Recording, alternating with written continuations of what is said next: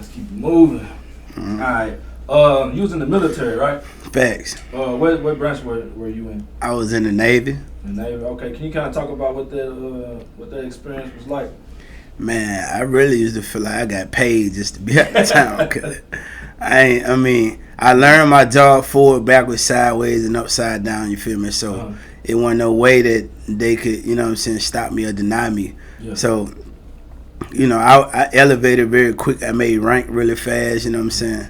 I made it to the rank of E5 in 2 years. It take average person probably anywhere from 4 to 6 years to make E5. You feel me? I was there in 2 years. I was an IT, you know what I'm saying? Worked on computer, dealt with communication. Okay. Went through a series of different trainings and stuff like that, you feel me? Okay. And, but I really just had a lot of fun, you feel me? I got in a lot of trouble in the military too, you feel me? Because I used to fly back home, fly the show, doing stuff I wasn't supposed, because you don't supposed to go a certain amount of miles without you got to fill out basically a request, you feel me? Like if you going past this amount of miles, you need a request so that they'll know you there, or either you got to take leave. So I used to just dip, you feel me? Like, and I ended up dipping me and my partner. He playing around and we missing planes and missing flights back. So yeah. But the military experience was great. It helped me elevate a lot. It helped shape the way I am now, you know what I'm saying, where I'm able to deal with so many different people. I got a mindset to where it's like I gotta get it done, no matter if I ain't got the tools to do it, if I ain't got what it take to do it, I gotta make it happen, you feel me? And that's how the military work. You don't have can't in your vocabulary. Right. If they tell you to build this building, bro, they gonna give you the tools or some of the tools. The rest of it, you gonna have to figure it out, bro. Right. You know what I'm saying? Activate different people to do what they need to do. Right. So that's how I move and operate when it comes to my career and my brand. Okay, bet. All right. Now, you did some time in prison, right? Nah, You didn't? Oh, okay. I ain't never been in no prison. My mama went to prison. My grandma went to prison. You know what I'm saying? Yeah. But at the time when in my younger days, when they were trying to, sink me on a lot of stuff before, like the situation around the stuff with Rollo and them. But before then, when they was trying to sink me, they found my I had already signed up for the military, so I just remember one time they kicked the door in, they handcuffing everybody, and they going through everything. They found my paperwork. So they were like, "Damn, you finna go in the military?" I was like, "Yeah." So they were like, "Uncuff me," you know what I'm saying? Like, they uncuffed me. They were like, "Man, just go on, live your life, bro. You gotta go on, whatever. Don't get caught up in all this, cause we about to, you feel me? Yeah. Take you down through that, but we gonna let you slide on this one, Right. just out the strength." But they know I wasn't really playing on no type of time, but it was just an association. Right. You know what I'm saying? So. Okay. All right, bet. All right. Let me ask you something. With all the rappers that's, that have been killed lately, tragically, like Trouble, Dolph, Moby. Do you feel like being a rapper is dangerous? Oh, it's definitely a danger. It's one of the most dangerous jobs in America. Right about now. Yeah. I've seen a lot of artists start getting shine, and then people take them down. Like one of my partners, Rockstar, R.I.P. Rockstar. You know what I'm saying, out of Louisville, Kentucky. Shout out to J-Rock Entertainment. We did a record, and 2 weeks later, you know what I'm saying, somebody took his life, bro. They and shit, it still hurt me to this day. Like, dang, I still wonder what Rockstar be at right now, but he's still shining through me. I'm still grinding for him, you feel me? Yeah. We still picking up back ends, you feel me? We backing in to pick up back ends. Right. So, Got you.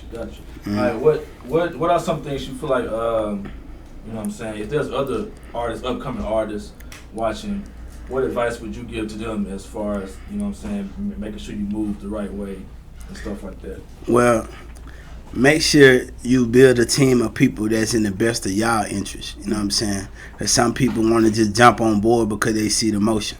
Yeah. And everybody, just because they cheering for you don't mean they want you to win. You know what I'm saying? Yeah. Everybody ain't in the best of your interest because they clapping for you. Right. You know what I'm saying? Some of them behind that mask wishing and hating and hoping you fall. They just clapping because they like, damn, he's still going. Yeah. Like, okay, he gonna fall at some point. You know what I'm saying? Then they gonna switch sides. Right. But that, and also learn the business for yourself. You know what I'm saying? Stop coming to people. Stop feeling obligated.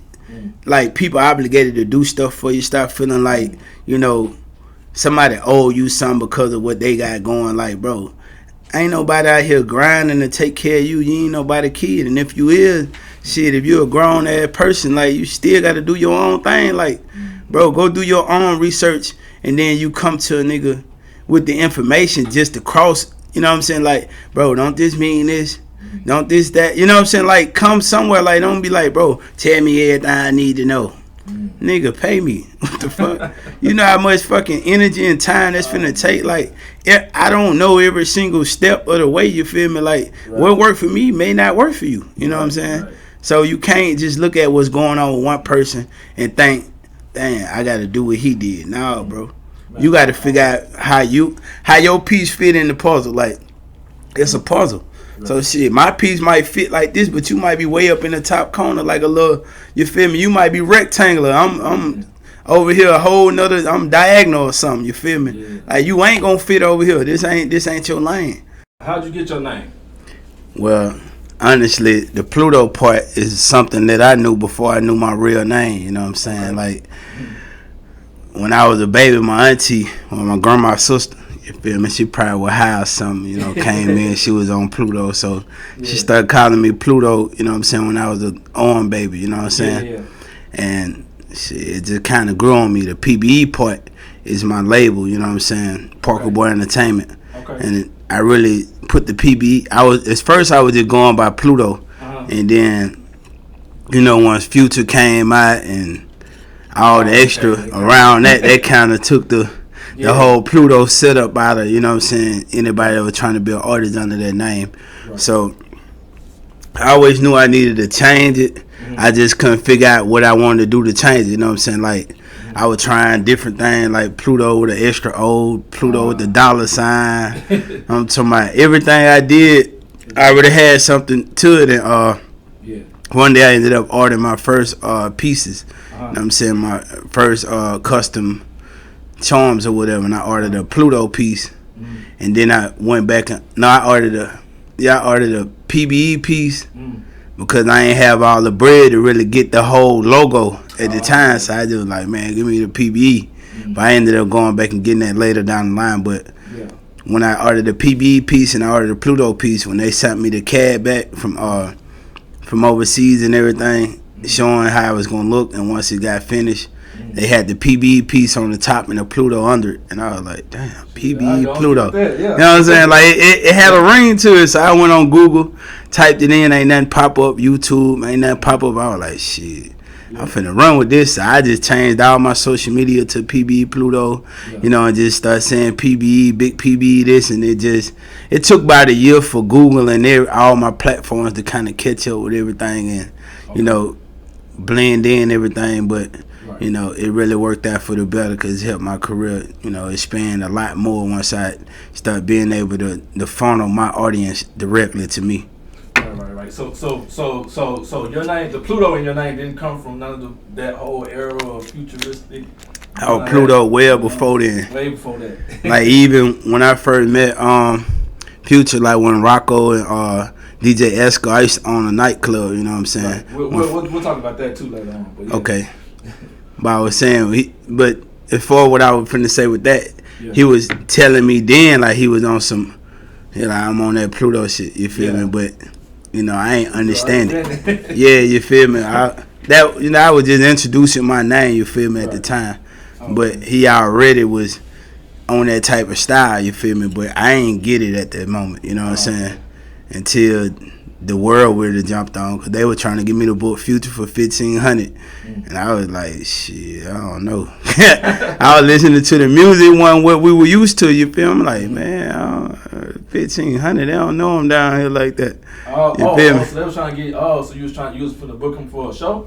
They tried to get me to book him, so what was going on was, this right before Future blew up, Rocco and DJ Esco used to go city to city, you know what I'm saying?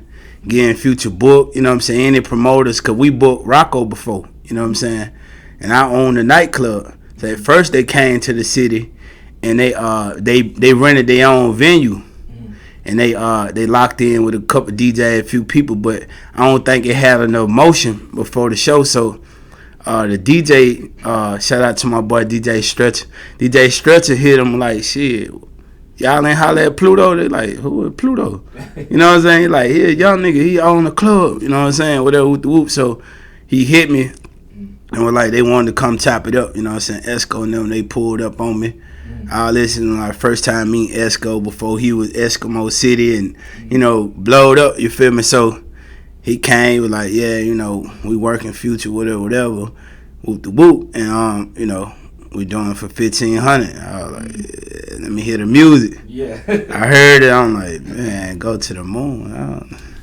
I don't know about this. You know what I'm saying? Like, I just didn't see it at that time. You know what I'm saying? I ain't see the vision. I ain't understand it. Yeah. And one of my partners had ended up booking him. You know what I'm saying? Because he was doing a grand opening for his spot. So it was like a perfect move for him. Like, shit, he'll take the gamble. Right.